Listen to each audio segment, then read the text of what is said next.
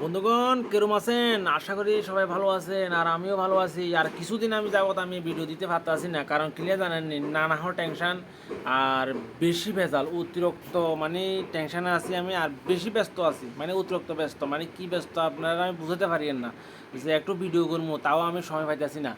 আর দেশের যে হাল অবস্থা, হ্যাঁ, আপনারা সবার কাছে একটা অনুরোধ থাকবো, আপনারা যাতে আমাদের ভারতবর্ষের, মানে যে ভারতের যে আমরা সেনাবাহিনীরা আছে, যারা আর্মি, ফৌজি বা ধরেন বিএসএফ, সিআরপিএফ বা যা আরও অন্যান্য যারা আছেন, তাদের জন্য ঠাকুর কাছে সবসময় ঠাকুরের কাছে আশীর্বাদ চাইবেন, যাতে তাদের যাতে শরীর যাতে সবসময় ঠিক থাকে, আর তারা যাতে সবসময় সুস্থ থাকে, ঠিক আছে?